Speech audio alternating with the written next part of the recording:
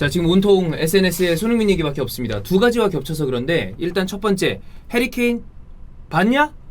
트렌트가 지금 퍼지고 있고 봤냐 해리케인? 근데 해리케인이 지금 무슨 생각을 하고 있을지 모르겠어요. 스카이 스포츠 보니까 그 안에 해리케인이 있었다고 그러더라고. 부장 안에. 네네. 중계 방송에서 못 잡은 거 보면 약간 감추지 않았을까? 감췄거나 아니면은 그 안에 뭐 관중석이 아니라 어딘가에서 보고 있었을 수도 있고, 근데 뭐 명확하게 진짜 보고 있었는지 안 보고 있었는지는 뭐 알 수가 없으나 해리케인이 보고 있는 것으로 알고 있다라는 이야기가 나왔고, 그래서 토트넘 팬들은 해리케인 보고 있냐를 외치고 있고, 또 한쪽은 그릴리시가 1억 파운드잖아요. 근데 그릴리시가 어제 잘 못했잖아요. 그러니까 뭔가 이제 역시 그릴리시 뭐 좀 볼 차는 센스는 있구나 라는 장면이 간간히 있었지, 뭔가 게임을 뭐 지배한다거나 게임 안에서 뭔가 맨시티가 뭔가 좀 이길 수 있는 기회를 창출한다거나 뭐 그런 부분은 좀 부족했죠. 없었죠. 네. 없었죠, 사실. 그건 제가 보기에 그거랑 비슷하다고 봅니다. 아마 잘할 거예요. 근데 어제 우리가 에버리지 포지션을 보여드렸지만 스털링이랑 어떤 그 위치 선정 같은 것도 이제 조금 더 조정이 돼야 될 것으로 보이고, 스털링 교체아웃 되고 약간 표정이 좀 아쉽다 뭐 이런 표정이 아니고 그냥 안 좋은 표정이었어. 어떤 표정이었냐면 경기를 바라보는데 그냥 약간 좀 인상 쓰면서 바라보더라고. 그러니까 경기가 왜 이렇게 안 풀리지? 이러면서 좀 답답해하는 표정이 아니고, 답답한 표정하고 약간 좀 화난 표정은 다르잖아요. 다르죠. 완전 다르지. 좀 화난 상태에서 막 이렇게 경기가 약간 좀 째려보는 스털링? 느낌? 스털링. 내가 그랬죠? 그러니까 스털링. 스털링. 왜냐하면 스털링이 사실 기본적으로 이 출전 시간과 이런 부분에 대해서 이번 시즌 좀 거취에 대해서 이야기가 나왔잖아. 없었던 게 아니니까. 재계약 관련해서도 계속 이슈가 조금 중이고. 있으니까 뭐 지금 안 좋다 나간다 이런 건 아니지만 그와 관련된 기사가 없었던 것이 아니기 때문에. 근데 딱 그거였어요. 우리가 어네피 하잖아. 약간 어네피한 표정이었어. 썩 좋아 보이지 네. 않는다. 근데 우리가 오늘 포그바 얘기를 하겠지만 포그바를 계속해서 짓눌렀던 게 뭡니까? 몸값이야. 근데 프로 선수는 몸값과 연봉이 높으면 그에 상응하는 프레스를 받습니다. 그렇지. 근데 그릴리시도 오늘 첫 경기이기 때문에 지금 그릴리시를 다 판단하는 건 아니지만 비교되는 게 나오죠. 그렇죠. 당연히. 왜냐면 손흥민은 워낙에 이번 경기에 잘했고 그릴리시가 비교적 기대보다 좀 부진했으니까. 네. 그래서 손흥민의 활약이 아무래도 좀 주목이 많이 되고, 무엇보다 결승골이잖아요. 그렇죠. 네, 한 골 돌았는데 딱 그 멋진 골을 넣었으니까. 그 결승골이었기 때문에 더 조명이 많이 됐는데, 네. 옵타에서 나온 기록을 보니까 손흥민 선수의 그 선제골 장면 있죠. 그 슈팅이 득점이 될 확률이 3.2%에 불과했대요. 그러니까 XG 값이 되게 낮은 거지. XG 값은 0.03. 굉장히 낮죠. 그 XG 값이라는 게 이제 통계잖아요. 맞아요. 그 위치에서 슈팅을 때렸을 때 들어갈 수 있는 확률이 어느 정도가 되냐. 뭐 XG 값은 다 알고 계시겠지만 네. 낮을 수밖에 없는 건 뭐냐면, 일단 기본적으로 그 위치에서 만약에 앞쪽의 수비수가 아케밖에 없었다면 적진 않았을 거예요. 이렇게. 네. 근데 수비가 곳곳에 이렇게 있었어. 코스가 절묘하게 수비수 옆으로 거의 아케 빼고도 2명의 수비수를 스쳐 지나갔단 그쵸. 말이야. 무조건 거의 블록이 될 수밖에 없는, 걸리기 보통 그쵸. 일반적으로. 거의 블록이 될 네. 수밖에 없는 상황인데 진짜 절묘했어요. 저는 네. 이 XG가 만약에 손흥민의 XG를 따로 계산할 수 있다면 이거보다 높을 것이다. 그 위치에서는 뭐 그래서 반대로 거꾸로 얘기하면 맨시티 선수들이 다른 선수였다면 이렇게 낮은 XG니까 오케이 그 정도 수비면 될지 모르겠으나 상대가 손흥민이면 더 붙었어야 된다. 아니 나는 그때 이 생각을 했어요. 앞에 붙은 애가 아케잖아. 근데 그렇죠. 아케가 맨시티 이적 후에 많이 못 뛰었잖아요. 아주 많이 뛰진 않았죠. 네, 많이 못 뛰었는데 와 이거 손흥민이 이 정도밖에 준비 안 했다고? 그냥 이전에 축구할 때 이런 감독들도 있었어요. 아마 요즘도 있을지도 몰라. 그냥 우리 현장 중계 가면 네. 코로나 다 들리잖아요. 들리잖아. 이런 거 아마 다 들어봤을 거야. 왼발만. 오른발, 저 오른발이야. 수비수랑 골키퍼들이 콜하는 거 최영 골키퍼나 유영 골키퍼나 왼발 이거 하는 거거든. 들려. 왼발만 그런 거 있거든. 그래. 손흥민이 양발을 잘 쓰는 건데 내가 말한 게 뭐냐면 저 위치에서는 손흥민이 골라인 쪽으로 치고 나가는 것보다 안쪽으로 치고 들어오는 게 훨씬 더 위협적이잖아. 좋아하죠. 그리고 그 코스를. 맨시티가 그렇게 몇 골을 먹었어. 그러니까 펩은 더 생각했어요. 이거 얘는 무조건 붙어야 된다. 슈팅각 주면 안 된다. 그래서 손흥민이 부진한 경기를 보면 중하위권 팀들하고 하더라도 그치. 얘네들의 손흥민이 왼쪽이나 오른쪽 45도 각도에서 볼 잡으면 들어와서 가만 때릴 수 있는 슈팅 각도를 안 줘. 일단 계속 밀어내고. 그래. 안 그러면 사실 손흥민의 큰 무기를 그냥 두게 되는 거니까 계속 방해를 해야 되는데 그 부분에 대해서는 이렇게 낮은 확률임에도 불구하고 그래 뭐 일반론적인 입장에서는 이거는 사실 손흥민이 존나 잘 찬 겁니다. 그렇죠. 아주 잘 찬 거지. 예, 존나 잘 찬 거다. 좋은 근데 시도였죠. 우리가 알고 있기 때문에 맨시티는 조금 더 막았어야 된다. 그 자리에 맨디가 있는 것도 컸다고 봐요. 아, 네. 맨디가 수비 공헌이 안 되니까 어. 아케가 너무 많은 범위를 커버하려 그렇지. 하다 보니까 좀 부하가 왔다라고도 좀 생각이 들었고 토트넘 입단 이후에 처음으로 프리미어리그 1라운드에서 득점을 했습니다. 아, 1라운드 골은 처음인가요? 네, 이게 처음이더라고요. 7시즌 만에 드디어 프리미어리그 1라운드에서 골을 넣었고 어허. 여러 이유가 있을 거예요. 일단 약간 원래 손흥민 선수가 좀 슬로우 스타터 기질이 좀 있는 것도 있고 네. 아시안 게임 때문에 1라운드 참여를 못하거나 아, 그렇지. 월드컵 여파 때문에 참여를 못하거나 뭐 이런 아하. 월드컵은 물론 같은 애지만 예. 뭐 이런 정도의 이유들이 있었거든요. 이번에도 올림픽 나왔으면 못했을 수도 있겠네. 그랬을 수도 있지. 수도 있죠. 충분히 가능성이 있지. 네, 그래서 그런 부분 때문에 이제 리그 1라운드 득점이 처음이다라는 것에 특이점이 있고요. 패배한테 유독 강합니다. 패배 리그 토트넘 원정 경기 때마다 손흥민은 모두 득점에 성공했는데 3경기 모두 득점했고요. 지긋지긋할 거야. 패배 맨시티 상대 득점 순위 1위가 제이미 바디 9골, 2위가 손흥민 7골. 곧 따라 잡겠는데? 네. 그리고 뭐 나머지는 살라 6골, 메시, 덴벨레, 리옹의 코르네 이런 선수들이 있는데 네. 손흥민은 패배 맨시티한테 정말 많은 골을 넣었습니다. 어. 맨시티전 통상 기록 14경기 7골과 하나의 도움. 어허. 최근 4경기 3골. 사우스햄튼에게 11골로 가장 많은 골을 넣었는데 그 다음이 맨시티예요. 이 정도면 그 얘기하는 거 있죠. 아스날 드록바, 아스날 메시, 아스날 레반도프스키 다 이렇게 많이 먹히고 있거든요. 다른 킬러라서. 리그에 있는데 마치 같은 리그에 있는 것처럼 그런 것처럼 팀마다 킬러가 있어. 그러니까 아스날 킬러들은 각 팀에 있거든요. 잠깐만. 그냥 아무나 골 넣는다고 하세요. 야, 아니, 아니, 탑 지금- 클래스 선수들만 있어. 아니 그러면 우리 팀은 그냥 공격 뛰면 골 넣어요. 약간 이렇게 얘기해. 이 선수들은 대다수의 팀들에게 많이 골 먹히는데 여기에 특징적인 점은 뭐냐? 같은 리그가 아닌데도 이렇게 많이 넣었다. 네. 마치 기록만 다 리그인데. 보면은 같은 리그처럼 보여. 네. 근데 손흥민과 맨시티는 약간 지금 내 상성은 그거죠. 아, 손흥민 왜냐면 해리 케인은 펩스티리 상대로 골이 잘 없어요. 내가 기억하기로 골이 없을 거야. 근데 손흥민은 팬 만나면 날라다니잖아. 그렇죠. 그러니까 지긋지긋하죠. 홈경기 때마다 골을 넣었고 그래. 4경기 3골, 최근 4경기 3골이라는 점은 봐도 맨시티가 필요할 때마다 골을 항상 손흥민이 넣었죠. 그러니까 이 1829 시즌 챔피언스 리그에서도 손흥민 선수가 라포르테를 속여내는 골도 그렇고 그치. 정말 중요할 때 한 방을 해줬던 거 생각하면 맞아. 이 정도면 노이로제가 걸릴만하다. 네, 충분히 그럴만해요. 충분히 생각해볼 수가 있어요. 네. 그래서 제가 볼 땐 누누 산투의 토트넘에게는 너무 좋은 출발이라 생각이 드는데 아니 이제 우리가 같이 그 얘기를 많이 했잖아요. 누누 감독은 좀 우려가 많이 되는 점이 있다. 우려되는 점이 되게 많다라고 얘기를 했는데 첫 번째 경기를 보니까 어땠나요? 잘했죠.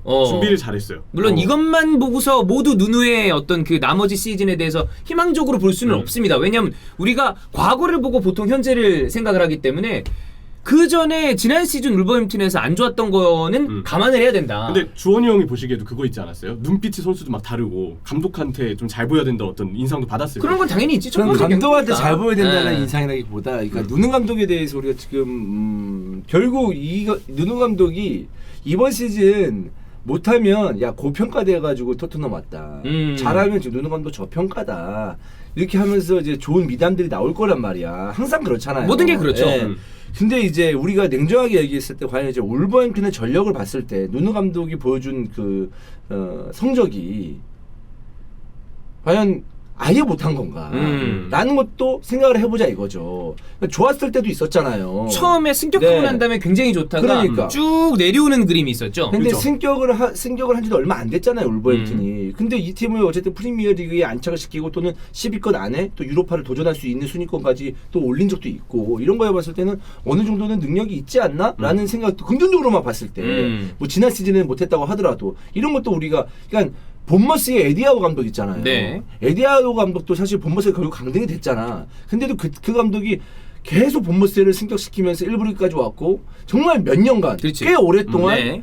1부 리그 중위권 팀으로까지 보일 정도로 성장시켰잖아. 그쵸. 근데 그렇다고 해서 에디아우 감독이 못하는 감독이 결국 강등시켰다고 해서. 근데 그런 걸 봤을 때 어쨌든 1부 리그에서 경쟁력이 있는 감독이 아닌가?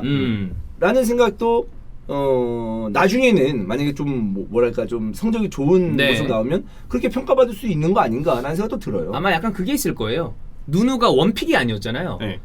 했다가 안 되고 했다가 안 되고 했다가 안 되고 했다가 안 되고 그러다가 5순위 6순위에서 누누가 온 거니까 토트넘 팬들 입장에서는 맞득잔쳐. 그리고 사실 누누 감독이 그동안 맡았던 그 팀을 봤을 때는 토트넘은 정말 빅클럽이죠. 포르투 그다음에 발렌시아. 발렌시아, 울버햄튼 생각하면은 발렌시아가 요즘 상황이 좋지 않기 때문에 이제는 토트넘이 지금까지 맡았던 팀들 중에서는 제일 대형 클럽이 됐죠.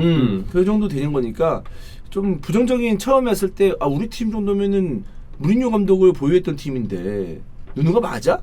이렇게 생각할 수도 있다고 봐요. 거기서 오는 약간 좀 이미지도 있다고 보는데 어쨌든 그 이미지를 좀 바꾸는 데는 자기 능력으로 보여줘야죠. 첫 경기 네. 일단 잘했고. 그렇죠. 네. 또 아마 무리뉴하고 스타일이 거의 똑같잖아요. 비슷하죠? 좀 수비적인 축구를 하다 맞아. 보니까 네. 그거에 좀 질린 팬들도 있었을 거예요. 수비적인 축구를 한다고 하더라도 어제 같은 축구를 하면 난 진짜 너무 불화본데. 왜냐하면 정말 무리뉴 감독 수비적인 축구는 진짜 수비거든. 그렇지. 수비적인 축구가 아니고 수비죠, 수비. 수비 축구. 이게 문제가 토트넘을 이끌면서 맨시티를 상대로 이런 축구라는 거에 대해서는 사람들이 오케이. 그런데 10위권 팀을 상대로 이런 축구? 그랬는데 이제 18위 팀을 상대로 이런 축구? 이렇게 되는 경우가 많으니까. 근데 나는 좀 하위권 팀을 만나도 이런 식으로 수비 기반으로 하다가 빠르게 역습으로 올라간다. 어제 누구야? 모우라. 베르바인. 베르바인. 손흥민. 베르바인 좀 그렇다 치고. 그래서 베르바인은 좀 모우라. 아쉬웠지. 그다음에 그 앞에 손흥민. 이런 또 스킵이 단단함. 이런 걸로 하면서 수비하다가 그거 있잖아. 한 번 올라갔을 때 쾌감 느끼게 해주는 팀. 그런 식의 모습을 보여준다면 난 괜찮다고 봐요, 사실. 누누 지지자? 아니죠. 아니요. 저는 중립입니다. 아, 중립인가요? 네. 네. 네. 사실 뭐 누굴 지지하거나 지금 그거는 아니에요. 아, 그래요? 이제 네. 누누는 중립. 네. 왜냐하면 저는 무리뉴 감독을 지지했었거든요. 아, 맞아요. 무리뉴 되게 좋아했었거든요. 맞아요. 네. 했었는데 저는 이제 무리뉴 감독에게 실망을 한 케이스이기 때문에. 네네네. 누누도 어떻게 될지 모르다. 네. 그러나 그렇죠. 지금은 뭐 괜찮다. 네. 전 누굴 지지하거나 그러진 않습니다. 그냥 응원합니다. 아, 응원하나요? 네, 네. 그게 지지 아닌가요? 20개 감독팀을 다 모두 응원하죠. 아, 모두 응원하나? 저는 아르테타도 응원해요. 네. 네네네. 그렇습니다. 축구를 좋아하시는 것 같습니다. 그렇습니다.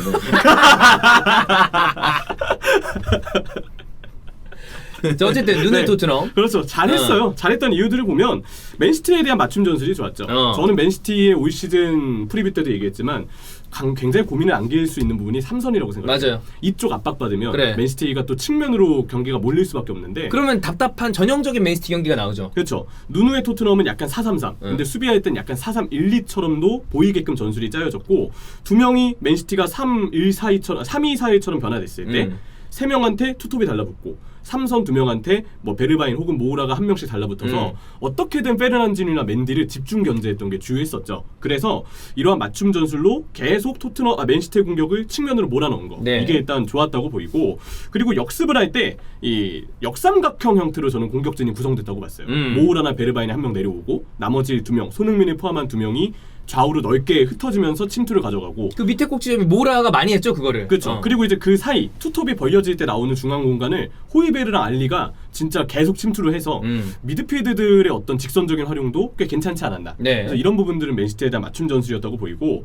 중앙 미드필드의 구성이 좋았어요. 알리랑 호이베르가 빡투박이 됐죠. 그 알리의 어떤 그 활동량이나 이런 부분이 어제도 굉장히 높은 활동량을 보여줬는데 알리가 11.06km, 06km를 뛰어서 최다 활동량. 그러니까 최고 평균 속도 6.9km를 기록했죠. 그러니까 예전 스타일로 알리가 되게 창의적인 플레이를 지난 이번 경기에서 많이 하진 않았지만 다른 종류로 도움을 많이 줬습니다. 그렇죠. 근데 알리가 이 친구도 거칠게 하면 거칠게 할 수 있는 소리거든. 좀 치죠. 그러니까 거칠게 한다는 뜻은 뭐냐면은 어쨌든 수비할 때 두려워하지 않고 상대방에게 적극적으로 부딪힐 수 있는 능력이 있다는 얘기인데 네. 사실 수비할 때 수비 능력을 수비가 좋은 선수들의 성향이 다 그런 성향을 가지고 있어요. 그래서 그러니까 몸싸움이나 상대방에게 부딪히는 것을 두려워하지 않는. 그렇지. 네. 누누가 인터뷰를 하더라고요. 알리는 빡투박으로 뜰 그 능력이 있다. 아예 이렇게 쓸 생각이 있나 보다. 네, 계속 좀 알리를 빡투박으로 쓸 것 네. 같아요. 일단 그런 느낌이 좀 들었고. 예전에 포체티노 감독 경기 때도 3선에 나온 적이 있었어요. 그래. 왜냐하면 나는 알리가 박스 근처에서 어쩌면 우리가 얘가 잉글랜드인 맞아? 브라질리언 아니야? 그래, 그런 얘기를 라고 했었지. 얘기까지 했었잖아요. 근데 그 전에는 알리가 이런 성향인지 몰랐어요. 그러니까 그 정도로 테크닉이 있는 선수인지 모를 정도로 사실 중앙에서 약간 힘 있는 미드필더구나 라는 나는 첫 이미지가 그랬었거든. 그런 모습도 보여줬었으니까. 그러니까. 그리고 네. 이번에 좋은 점은 벌크업을 했어요. 아 그래. 벌크업을 하면서 경합을 좀 더 잘할 수 있게 되고 머리도 바꾸고. 그렇죠. 머리도 바꾸고 또 체력이 그래서 좋아지잖아요. 그런 게 이번 활동량, 박스 투 박스로서의 어떤 활동량에서 좀 나오지 않았나 싶고 그리고 이제 호이베르가 지난 시즌 보면 백포 보호와 후방 빌드업을 혼자 했죠. 네. 그래서 호이베르 쪽으로 상대가 압박을 하면 경기 말리는 거야. 센터백들이 볼 줄 데가 없으니까 자기들끼리 볼 돌리다가 실수하고 실수하고. 다빈손 막 볼 뺏기고 많았지. 이러다가 네. 실점하고 하는 경우가 많았는데 이번에 호이베르 옆에 있었던 스킵의 활약이 너무 좋았다고 생각합니다. 아 올리버 스킵. 네, 스킵이 홀딩 미드필드로 같이 서고 호이베르를 보조해 주니까 스킵의 어떤 롱패스 또 호이베르가 어떤 빌드업에 같이 관여가 되면서 2명 이상의 미드필드가 후방 빌드업에 관여가 되어줬기 때문에 충분히 상대 압박을 풀어나오는 데에서도 좀 좋은 모습을 보여줬다. 그래서 스킵은 이 간결하게 롱패스로 뿌려줬고 활동량이 좋았기 때문에 좌우 하프 스페이스에 대한 수비 커버도 잘 보여줬다고 생각합니다. 지난 시즌 노리치에서 잘한 그게 자신감이 확 생겼나 봐. 네. 노리치에서도 활동량으로 이제 그래. 인상을 남겼던 챔피언십에서는 선수거든요. 그래도 제법 아주 좋은 이 활약을 했던 선수로 네. 뽑을 수 있으니까. 그리고 노리치의 맥세런스 다음 최다 출전자였어요. 맞아요. 최다 출전 시간자. 네. 네, 그 정도로 이제 굉장히 꾸준함을 보였고 세 번째는 역시나 저는 이 부분도 있다고 보이는데 아까 얘기한 그 누누가 오면서 좀 선수들의 동기부여가 됐던 부분 그리고 홈 경기의 관중요원 효과도 무시를 못할 것 같아요. 이거 깃발은 드는 거 일부러 준비한 것 같은데 오, 야 잉글랜드 구장 같은 느낌 아니었어. 이거 약간 분데스리가나 라리가나 그러니까 잉글랜드가 카드 섹션 같은 거를 좀 안 해요. 깃발도 잘 안 했는데. 타 리그에 비해서 관중들이야 꽉꽉 들어차는 구장이 대부분입니다만 좀 그 리그 특유의 분위기는 나는 잉글랜드가 제일 좀 덜한 느낌인데 어제 이거 흔드는 거는 오우. 예. 그 많은 관중들이 흔들리니까 장관이던데. 장관이지. 이번 1라운드 프리미어리그 1라운드를 보면서 꼭 한 2, 3년 전에 경기 보는 것 같더라. 그래. 그렇죠. 예. 오히려 라리가는 바르셀로나 경기 보면 아직도 지금 20%인가 그래서 띄엄띄엄 앉아 있는데 잉글랜드 지금 가득 차 있잖아요. 옛날 경기들 그 영상 보면은 되게 이질감 있잖아. 야, 이럴 때가 있었나? 되게 옛날 같은데 바로 가득 차 있으니까. 관중이 있어야 돼. 그래. 네. 그게 이제 스포츠 보는 느낌이지. 예. 관중이 있어야 돼요. 1라운드 10경기 중에 홈팀이 7팀이 이겼습니다. 홈팀이 이긴 경기가 7경기인데 이 나머지 홈팀이 진 3경기의 팀들이 번리, 노리치, 뉴캐슬 전력상 좀 약한 팀들이라고 봐야 돼요. 그런 거 생각해보면 홈팀이 이번에 많이 이기고 무승부가 아예 없었던 거 과연 관중이 들어온 것과 어느 정도 연관관계가 분명히 있을 거야. 있다고 생각을 네. 해야 될 것 같아요. 그리고 앞으로 이제 제가 봐야 될 부분 누누의 토트넘이 과연 앞으로도 잘 할 수 있을지 이번 맨시티전 승리는 맞춤 전술이 성공했지만 앞으로는 어떤 평가를 받을지에 대해서 관건이 될 부분들을 좀 찾아봤는데 후방에서는 제가 볼 때 상대 압박을 과연 얼마나 대처할 수 있을까가 중요할 것 같거든요. 이날 맨시티전에 보면 탕강가가 약간 백스리에 오른쪽 센터백처럼 내려오거나 상황에 따라서는 호이비에르가 이제 오른쪽 센터백처럼 내려오고 탕강가는 그때 오버래핑을 하면서 계속 변형 백스리를 만드는 모습이 보여졌어요. 좀 더 압박이 강한 팀을 만났을 때는 토트넘이 조금 더 변형 백스리에 가깝게 서서 상대 압박을 숫자를 늘려서 좀 대응하는 이런 모습을 좀 보여줄 것 같고 미드필드 쪽에서는 저는 사실 맨시티전에 승리를 했지만 아직 미드필드 쪽은 볼 게 많다고 생각하거든요.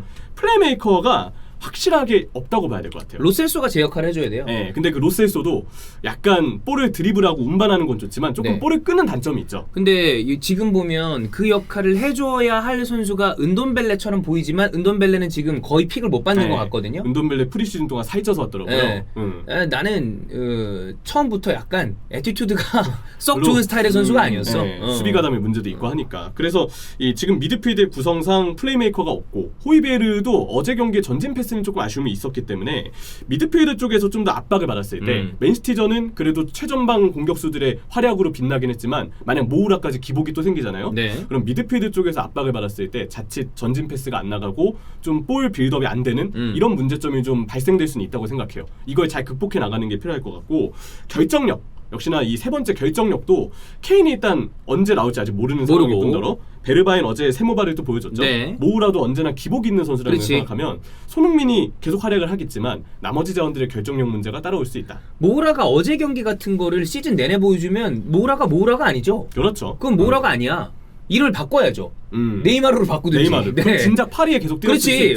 그러면 파리 생제르맹에서 이적을 안 했을 거야. 모우라가 매번 그런 역할을 해주지 못했기 때문에 최근까지도 토트넘 팬들한테는 되게 골칫덩이였는데 아니 그렇게 환상적인 실력을 가지고 있으면서 그렇게 기복이 있나? 간혹 나오는 거지 그게. 그러니까 맞아요. 조절을 해주면 안 되나? 한 2경기마다 한 경기씩 나와, 3경기마다 한 경기씩 나오게. 그러면 이것도 안 나올 걸? 그러면 그 한 경기에서 지뢰가 터지겠죠. 그래. 아 근데 와. 프리시즌의 폼이 쭉 괜찮은 느낌은 있었지만 이게 계속되리라고 마냥 믿을 수는 없어요. 맞아요. 왜냐면 우리가 여태까지 봐왔던 게 있으니까. 이런 실력은 언제나 보여줬었어요. 간혹. 언제나라기보다 이제 이전에도 보여줬었어요. 간헐적으로 나왔는데 그게 좀 올라가야죠 빈도수가. 그 기복이 우려되는 선수들이 또 있죠. 산체스와 다이어. 그래 네. 다빈손 산체스랑 어제 다이어는 어제 수비 미쳤더만. 엄청 잘했는데 그것도 이제 그래서 로메로 같은 선수를 데려온 거 아니야. 그렇죠.